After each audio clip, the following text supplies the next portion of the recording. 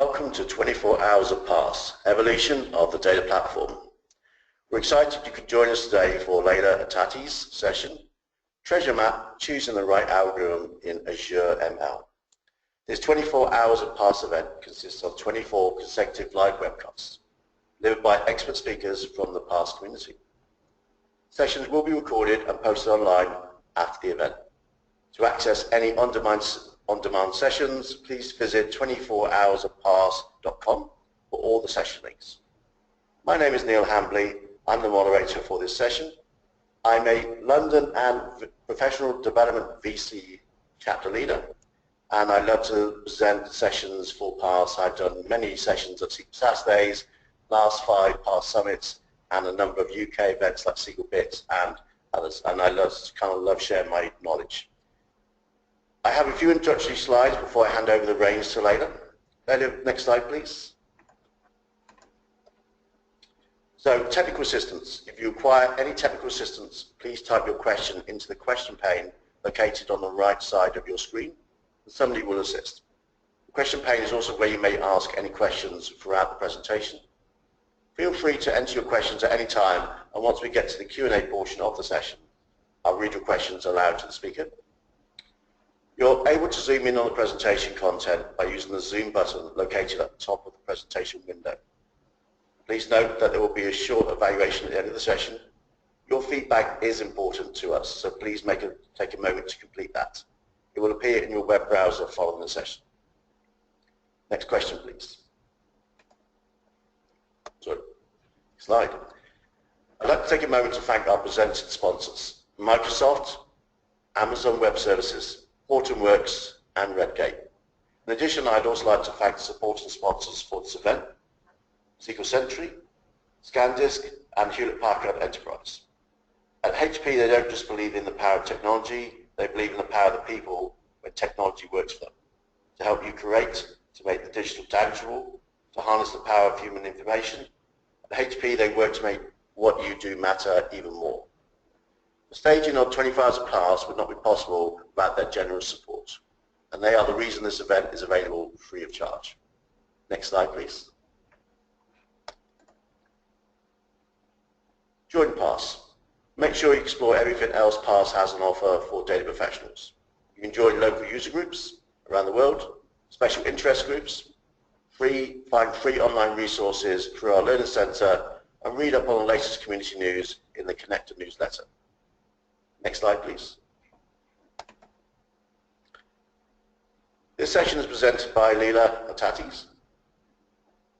Leila is a PhD Business Intelligence Senior Consultant, speaker in more than 20 Microsoft SQL Server conferences, Pass BA, NZ Ignite, SQL Rally, CodeCamp, and SQL Saturdays. She has more than 10 years experience in SQL Saturdays in SQL Server, co-leader of the New Zealand Business Intelligence User Group, and a lecturer and tutor of BI and database. So now we're going to pass the reins over to Leila, and she will start her presentation. Okay. Thank you, Neil, for that, and also thank you for providing this opportunity. My session is about that how we can choose the algorithm in Azure ML. So one of the main problem is that which algorithm can be suited for our problem. In this session, I will look at the different parameters and different things that happen. But the first thing that I should mention is that what machine learning algorithm we are going to use. So no one can answer it actually perfectly. So the session that I'm providing for you is not actually 100% you be sure that following this path. So there are always some things that you should be more consider. But if you follow this path, the chance that you get the more accurate and the best algorithm is much higher.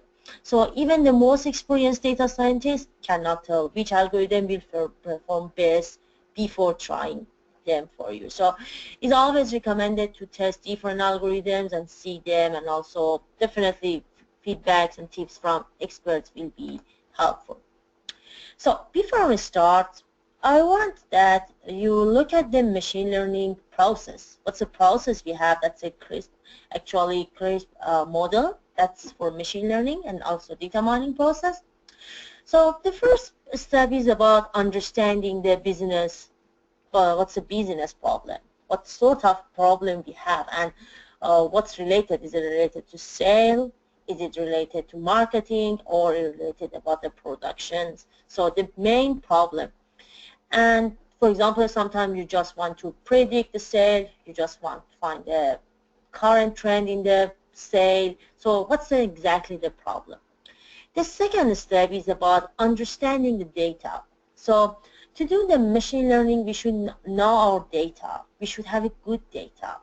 If our data has some zero value, that they do not have any value, missing value is not really good to do machine learning. Or we do not have any past data, because machine learning is about learning from past. So we are going to learn from past to predict the future. So if our data is not about the past and we have very few rows of the data, so we get some problem. So data understanding and what parameter we have is really important. And then we should prepare our data. That means that choose the right parameter.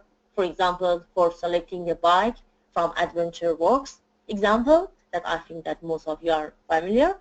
You remember that you think that the age of the people will affect on buying the bike, the number of the car that they have, so, and also the number of children, the distance from their home to the work.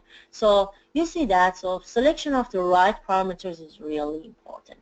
And the fourth step is about modeling. That is mainly about selecting the appropriate algorithm that help us to actually solve the problem.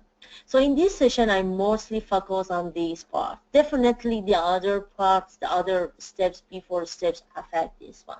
You will see. And the next step is about actually see that how's the algorithm work. Does it work? The accuracy is good or not? Are they successful to predict?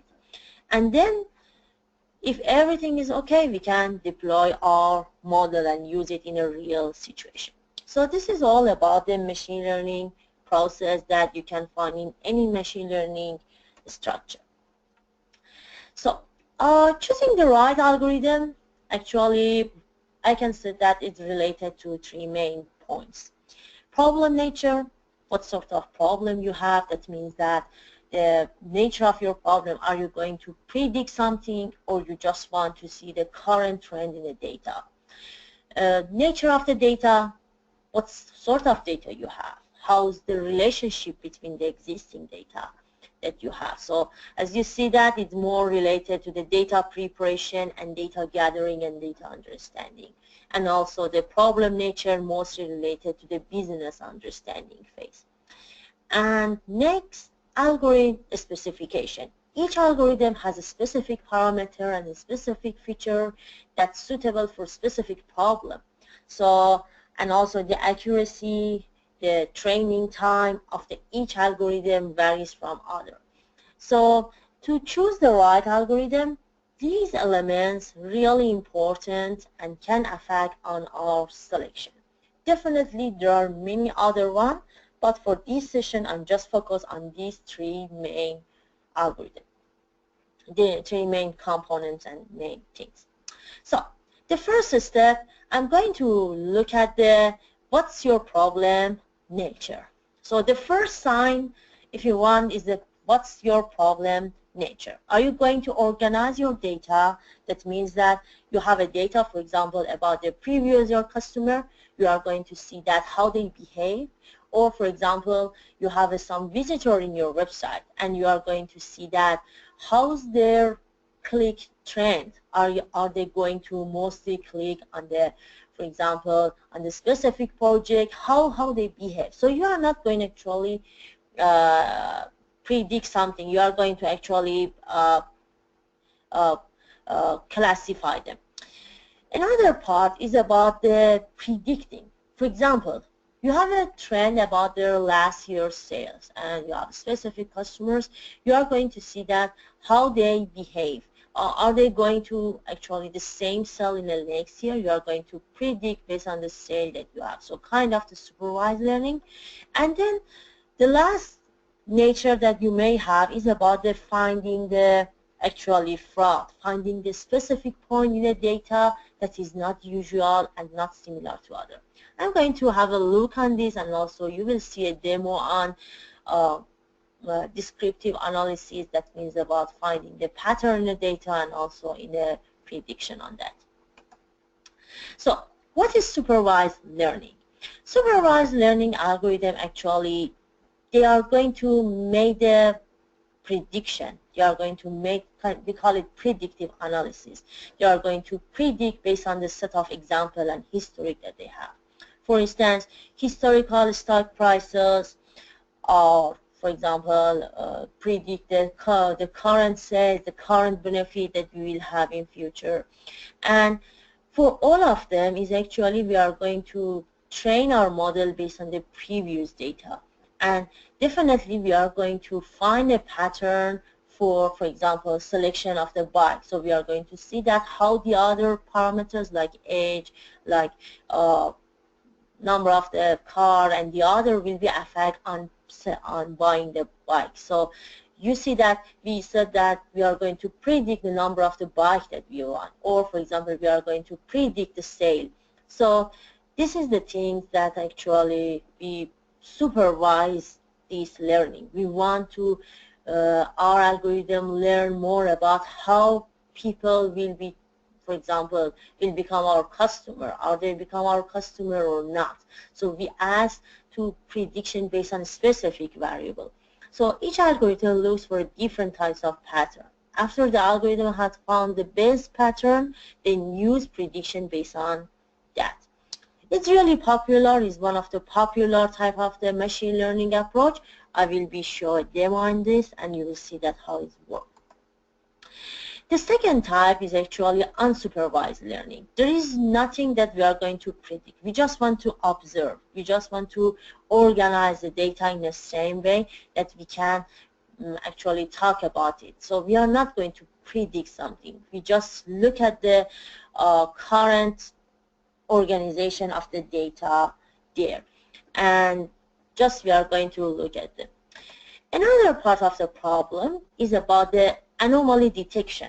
That means that finding the unusual point of the data. For example, in fraud detection, any unusual credit card spreading pattern is important for us. So we are not going actually to predict. We are not going to classify. We are going to find some abnormal data, a normal trend in our data set. Detecting the credit card fraud, medical problem, error in a text, all of them are the example. Okay, so let's have a look at the demo on supervised and unsupervised example. So before that, I should go to the Azure ML Studio. So this is Azure ML Studio. First, I'm just show here. So it's actually you can have a free account there. If you are students, definitely most of the university provides. You can log in with your university account. If you have a Gmail, you can connect. If you have a live, so you can connect and see the environment. Here is a machine learning actual algorithm that we have. So you see that it's classified to the anomaly detection, classification, clustering, and regression. Regression and classification are mostly used for supervised learning, and clustering is mostly unsupervised learning, and anomaly detection that I showed to you. So first, I'm going to show you a clustering problem for the bike rental. I want to show you that how unsupervised learning works. I have a data set about the car rental, about the bike rental, sorry. So it has a data set that, if I visualize, it has, you see that it has 70,000 rows and 70 columns. It's talk about the date that the people rent the car, the season, year, month, or is it that was a holiday or not? Is it a weekday, and which day of the week also? Is it a working day or not? And how's the weather situation? I hope the weather is how's the weather situation? and also the temperature, the humidity, the wind speed, and the other stuff. And also here we have a 2 parameter about that. Are they people already registered to rent a bike, or is it casual one? And this is a count number of the bike that have been rented that day. So here I'm not going to predict anything. I just want to look at the current trend in the data. So here is the data that I have. I'm used k-mean clustering algorithm that exists here for clustering. So if you just come here and go to the initialize and clustering, you will find this. Then I'm using a specific train, because when you create a model, you should train it. You should use the previous data to actually train and create your model, to teach your model about the past and that it can predict the future. So actually I train it, and then I have some actually assign it to some clusters. So if you look at the visualized cluster, you can see that I have about 7 cluster here. So this is a visualization for the cluster. And so yep, this is an example of that. So if I'm just look at the result here, so I just download it. I'm just waiting till it download. And yep, so this is the data set that I have about the clustering here. Just take time. Okay. So yep, you see that this is the data that I have, and here is a different cluster that exists here. You can use different components, like for example using the Power BI components, that's a Sundance one, to see the actually how's the cluster varied together. So this is an example of the actually clustering algorithm that was here. Now I'm going to show you the example of the actually prediction about the supervised learning that we have here. So I have a data set. I'm using the same data set for that. So but this time I'm going to actually predict how much number of the bike that will be actually will be rent and in the future. So it's actually I wanted to see that one. So it's kind of the prediction. I provide the data. I'm going to predict this one. That's how many actually will be rent. So here I'm split the data for creating the model. We should split the data because we put some data for testing and another for training. And so here some parts of the data goes for training, and definitely some parts go for testing.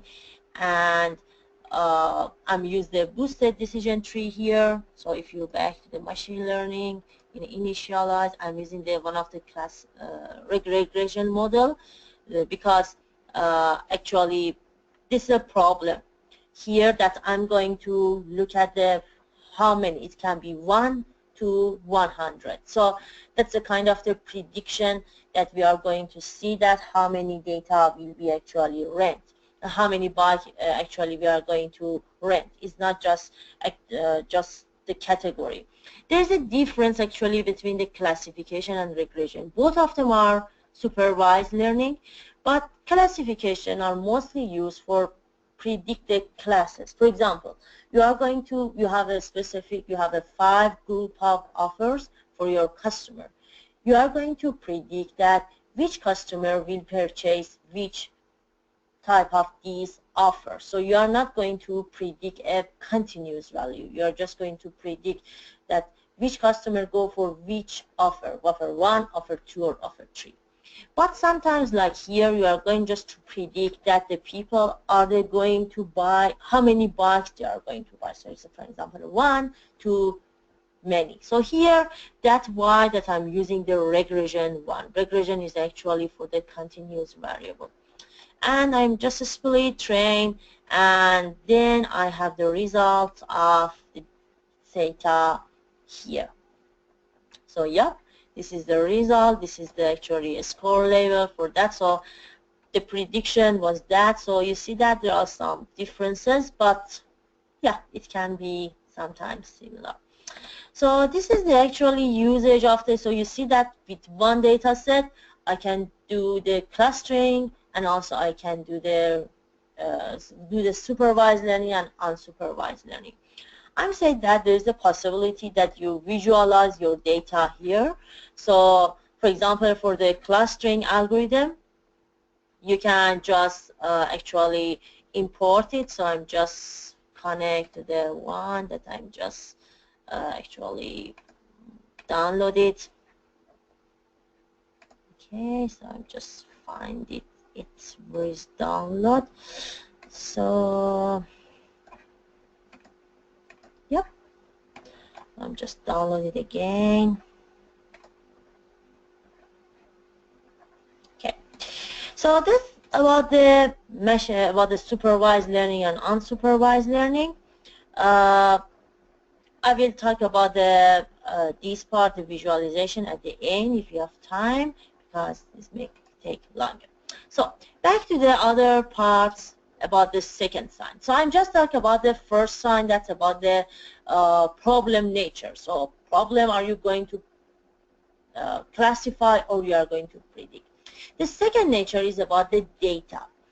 For example, I'm just talking about the linearity of the data. Lots of machine learning use of the linearity of the data. That means that if the, for example, if the age increase, the weight of the people also may increase. So it's kind of the linearity. There's a relationship between the weight and the age of the people. But always is not like that. So most of the algorithms that we have always looking at this. So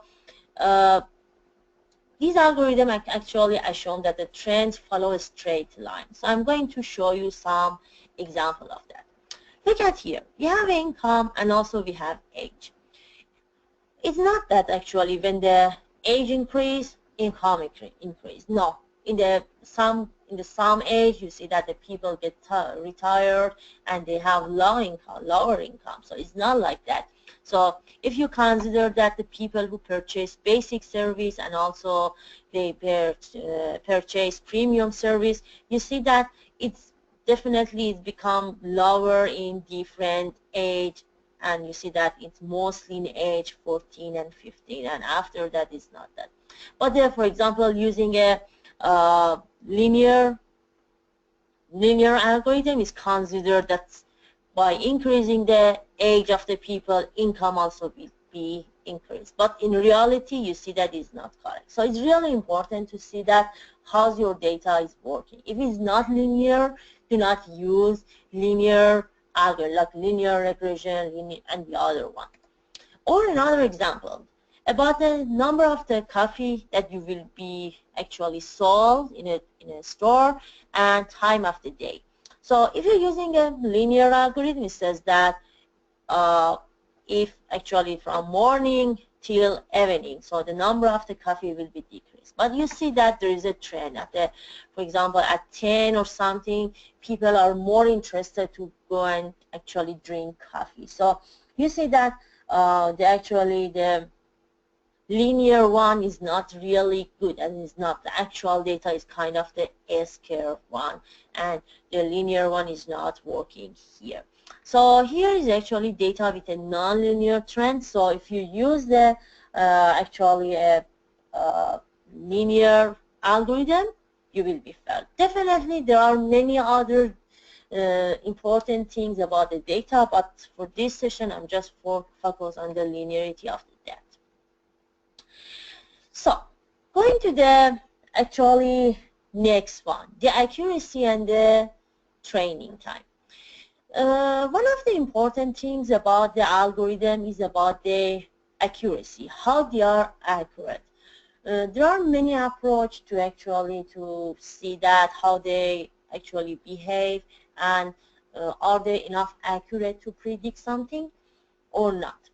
There is a actually trade-off between accuracy and training time. Training time, that means that how much time we put to teach the model to be good enough. So the number of the minutes or not to train a model, to help to actually model to learn from the past, and then can apply in a actually to predictive. So if we put a lots of time on training, I will show that demo that how it can be possible. Definitely the accuracy going high. So there is actually trade-off. More accuracy, training time become lower. We should spend a lot of time on training. If we spend just a few time on training, definitely accuracy will be affected. So always there is a trade-off between these two. Okay.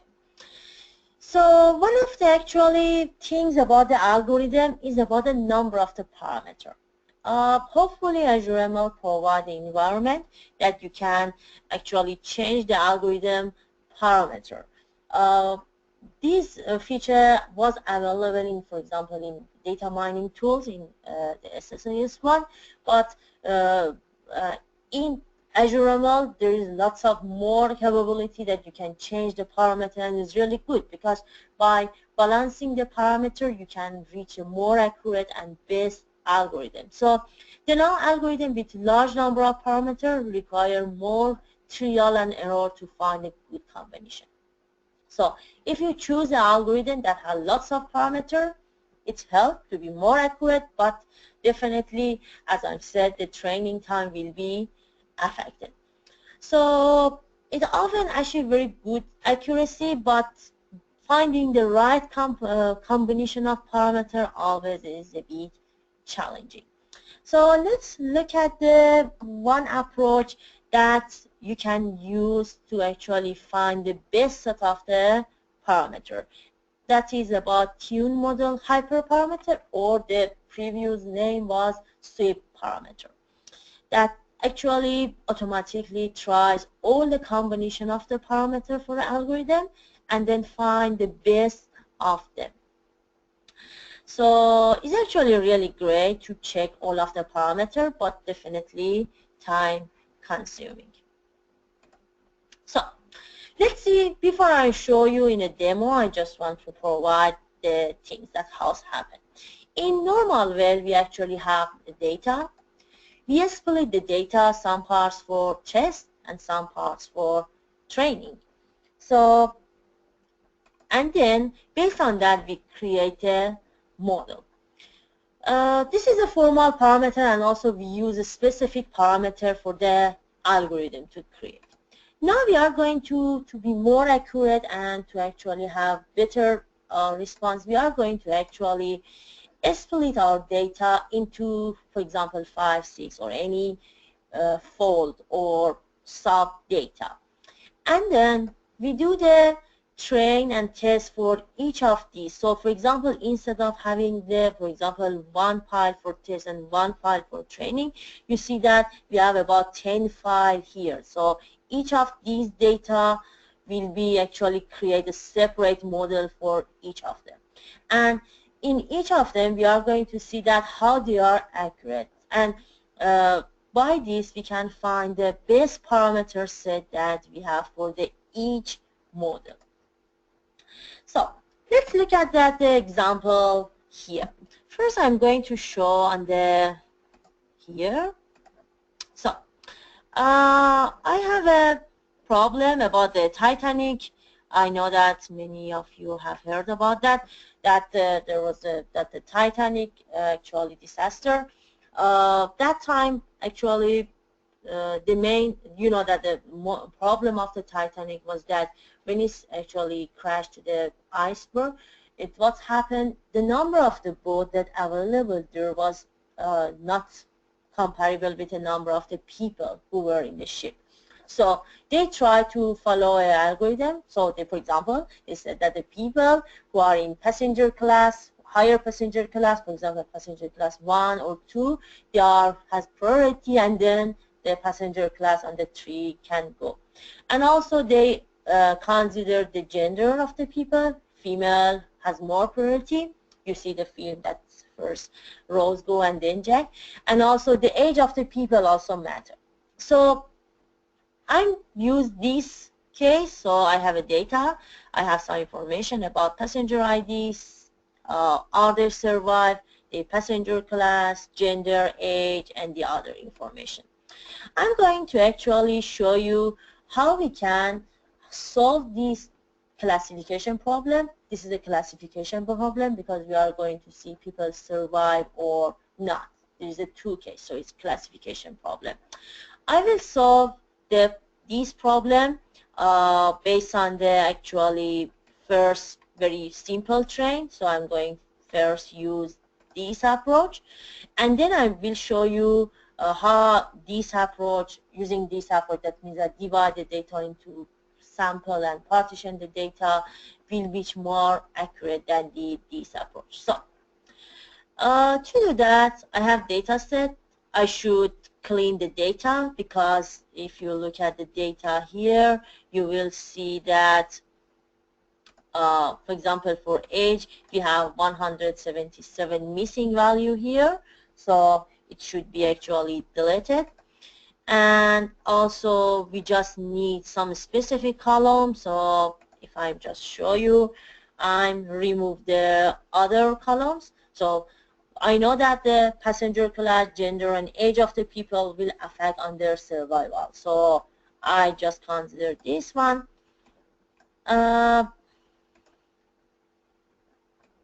Okay. So if you look at the here, I'm using the two-class boosted decision tree.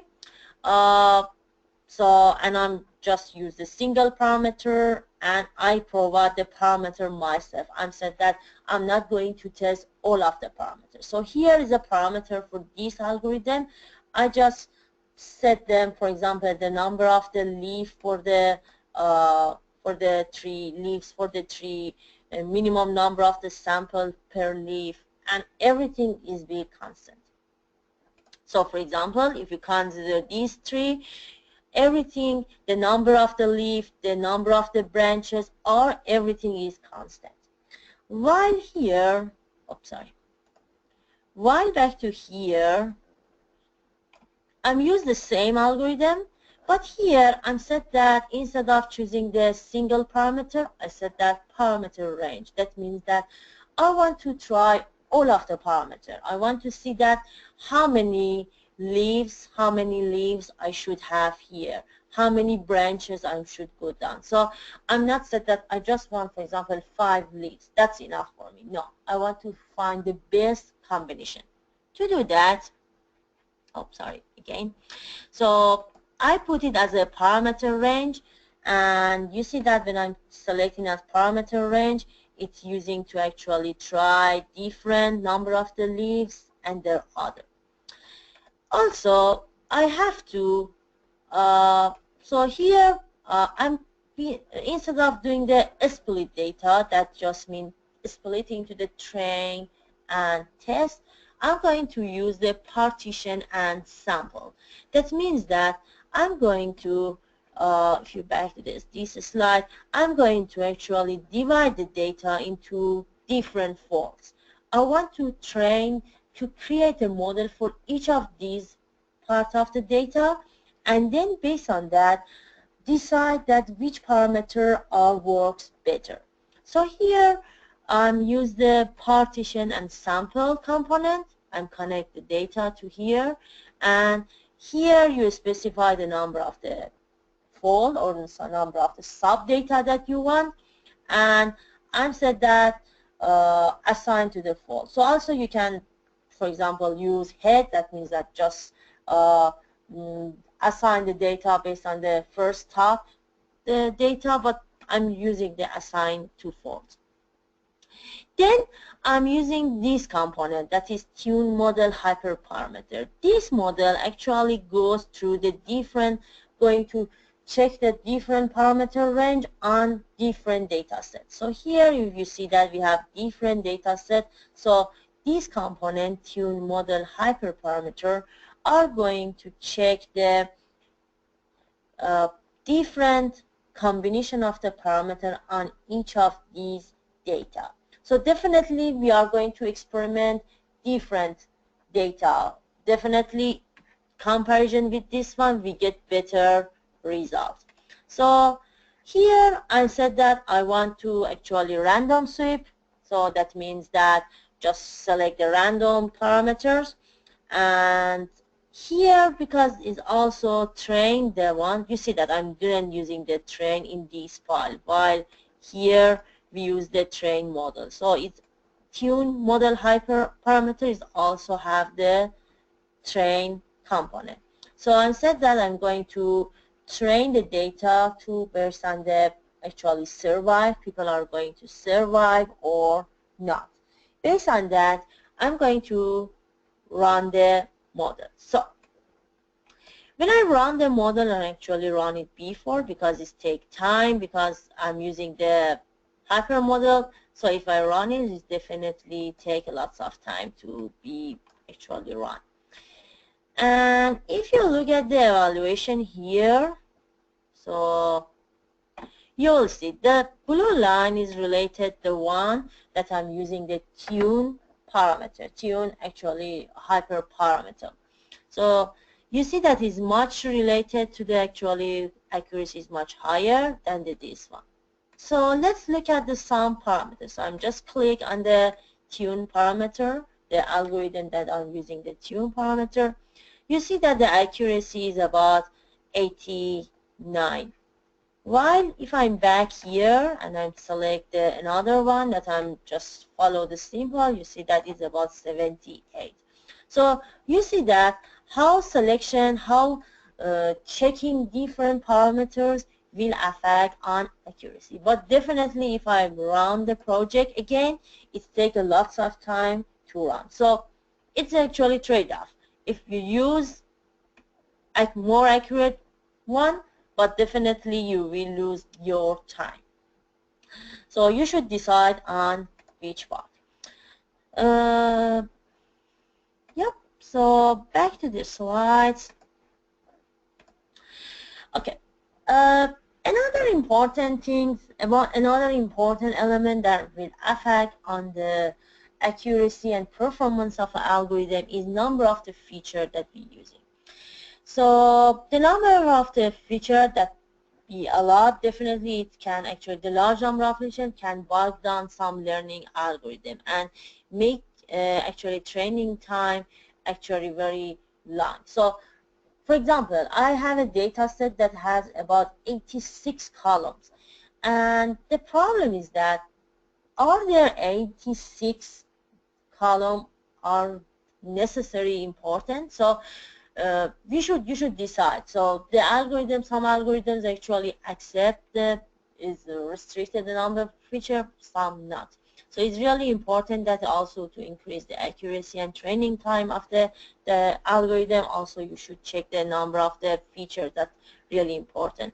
There are two features that you can use: filter-based feature selection and linear discriminator analysis. These two components actually help you to choose the best feature from your data. Okay, so till now I'm just talk about the actually the algorithm, about the nature of the data, about the problem nature, and also about the algorithm, the accuracy, and the also how parameter can be affected. Let's look at the algorithm that we have. For two classification algorithm in Azure Machine Learning, we have decision forest, decision jungle, boosted decision tree, neural network, SVM, and the other.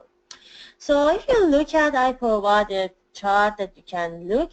So you see that the accuracy of these algorithm is much higher, and the training time is not that much bad, but it's definitely the accuracy is much higher.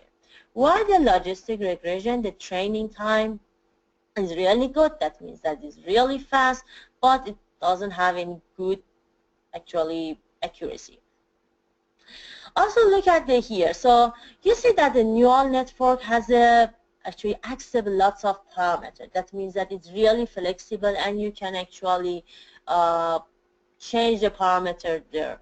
So you see that the accuracy is really high, but training time is not that much acceptable. Some of the algorithm is really good for linearity, so logistic regression, SVM are really good on linearity. So some of them has the average, so you see that 2-class average perceptron is also the average accuracy and training time, but also good in linearity. Look at the multi-class classification algorithm: decision forest, decision jungle, neural network, and logistic regression. Again, there are some actually repeated here. So you see that the same again, that this one has much better in if you have a data that's the trend of the data is linear, definitely logistic regression is really good. Neural network again, and the rest. And also for the regression. For the regression, as you see that the accuracy for the linear regression, the training time is really high, but accuracy is not that much good. While you can see for the fast forest quantile regression, the accuracy is really good, training time not bad, but is not linear. So if you have a data that is linear, that's actually not linear, is not really good. But if you have a data that is linear and you are not important for you that how much time does it take, the accuracy, sorry, so and you need the fast one, so you can go with this. So you can see this comparison between the algorithm. You should decide based on the number of the parameters that you want, based on your nature of the data, and accuracy important for you or training time. So I want to actually show you some important things. So there is a cheat sheet, Microsoft Azure Machine Learning cheat sheet here that help you to actually go through that. It's really easy to read. So for example, you can start from here. If you are going to find unusual data point, you can actually go here and again change. So the flow chart is really clear. You can also use this one, and you can go through this, and it's really helpful. Also, besides that, there was a really good source of the comparison on that I'm using for this session. That was in the How to Choose Algorithm for Machine Learning by Brand Roher. That's a really good article. It's really provided good article. So I'm going to show you that how you can actually use the data set for the actually showing the data in the Power BI. Also, there's a component that name is Sundance that help you to actually show your actually classification data here. So I'm going to again download. I think I downloaded it again, but maybe it's not that much where I put it. So I'm just going to download it again, and I will show you how Sundance can be helpful to actually visualize your data there. Okay.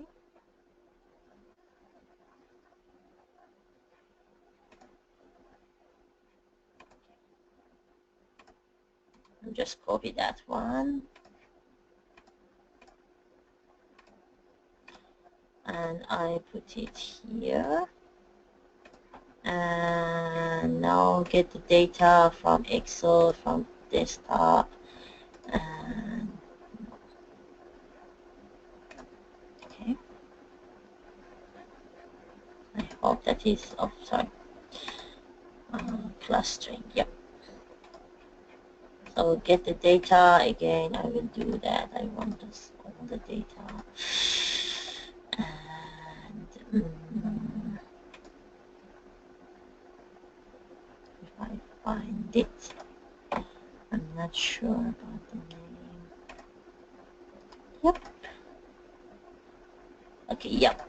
So here, and actually you can use this diagram. So yep, this is the data that I have. So I'm just loaded here, and after that I can use the Sundance to show the classification also there. So I'm just use this one. I want the assignment. I want the actually, is this the holiday or not? I want, is this a weekday, the season, the working day, the wind speed, and the temperature, I don't know, the humidity, and yep. So here you can actually see the data here. So I'm going to actually show that you can look at it at different, and I'm going to look at the different data based on the one here. So just to be sure that they are not summarized. So to have a better vision of that one. So here, yep. So this is a cluster that I have. I can look at them and see that what's happening in the holiday, and also I can look at it as a column or anything. So you can see your cluster easily here using the sentence.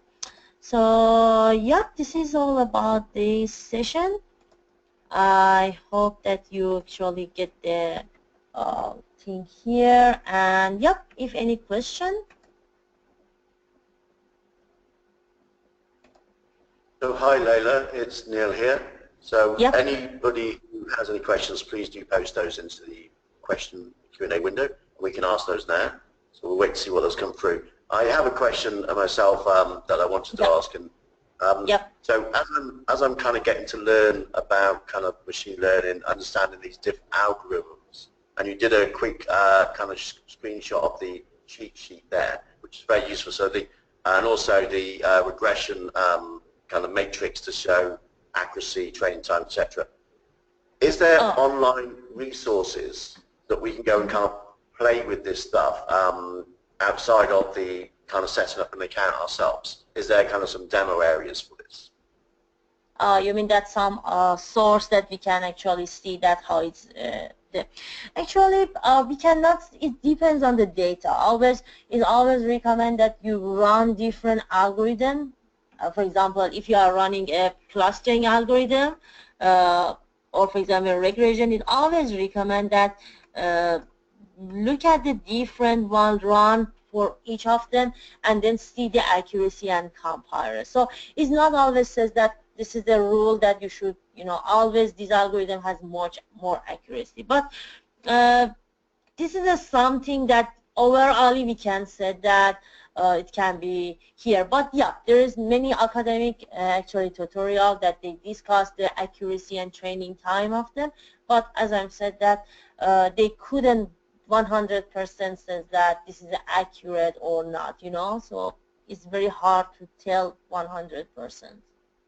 Yeah, so try a few different algorithms and interpret the results from those. What about kind of training resources themselves, kind of figuring out how to approach kind of understanding machine learning in more detail? Is there any training resources we can point users to?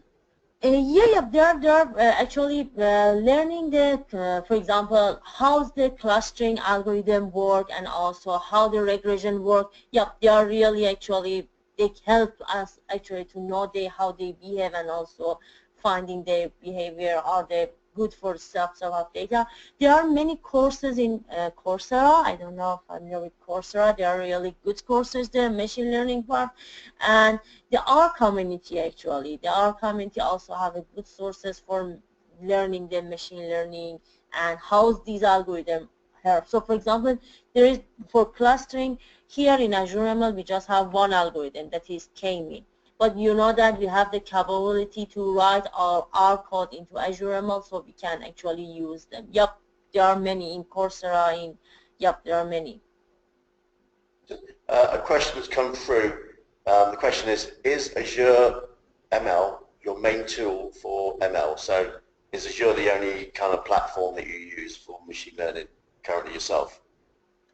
Actually, the combination with the R actually make it more powerful, because if I want to show here, we have a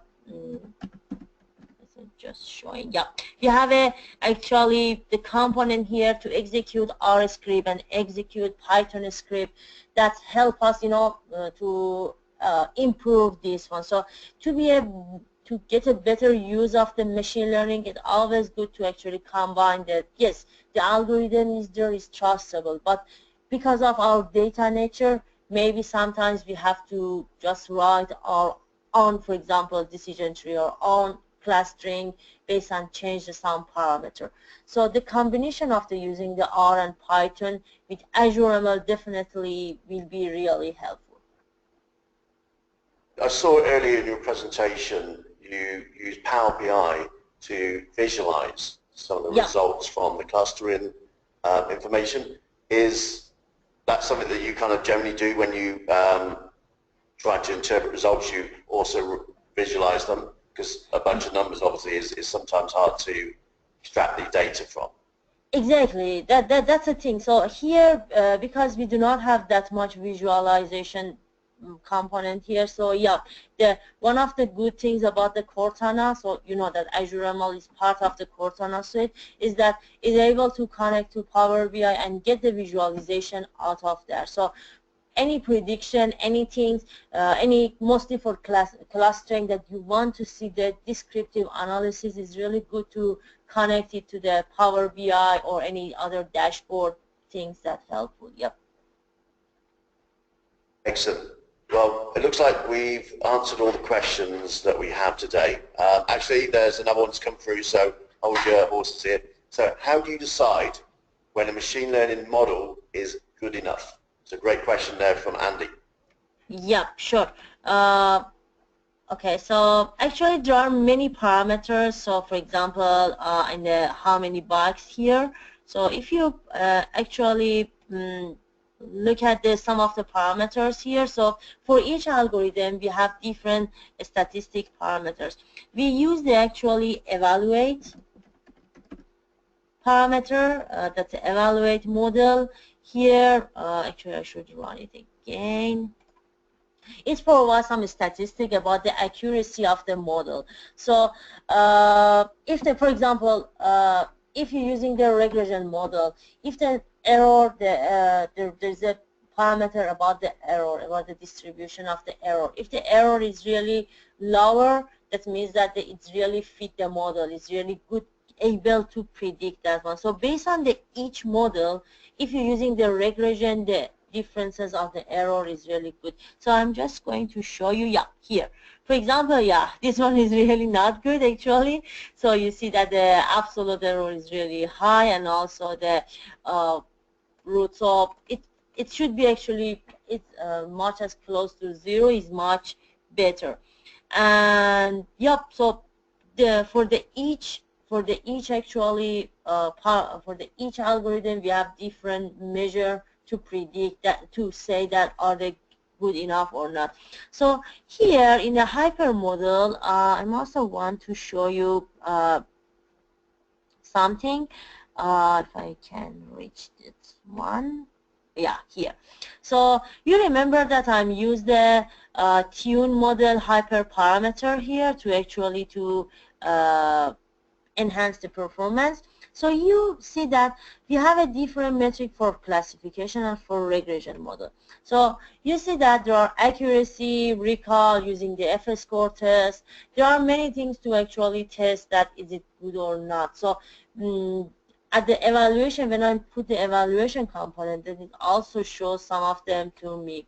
Or for regression, for example, you see that anything about the error, the differences between what's happening and also the error also is really important. Excellent. And I think the final question we have for today, it will be, which component did you use in your Power BI to store the data? Okay, so Sundance, the name, this is actually customized. So you, there's a custom visualization component here. So I'm just go to right here, custom visualization for Power BI. So there's a website that you can actually download the custom visualization from there. I'm using the Sundance. Sundance is really good to show the clustering algorithm result, you know, because here, as you see, when I'm run a clustering algorithm, if I found it, is really good. So here you see that it just show me some diagram that there is some cluster. It's not actually, I couldn't get that what's happening here. To get a one, I actually go to here and I download this one, download visualization, and then here I just click here, import, and then yeah, this is the standards here. So I'm really recommend to analyze the clustering algorithm result using this. So I actually import from Excel, but if I actually from Azure ML, I can import the result of the data set to the Azure SQL, and then from there I can get from Power BI. So definitely it's become much more easier. Excellent, excellent. On the PowerPoint deck, can you go to the final slides for me, please? Oh, yeah, sure. Excellent. So, Leila, thank you very much for your insightful session on Azure ML and choosing the right algorithm. Up next will be the Yep. So I lost the sound there for a second, guys, so I had a bit of feedback. Schizophrenic high availability session with Mark Broadbent and SQL and Windows 2016. Sorry, my screen went blank on me for a second there. That's going to be up in a couple of seconds, so please feel free to connect to that next session with us. If you have any more questions for Leila, please do contact Leila directly or through us at posting questions on Twitter, #24HMP.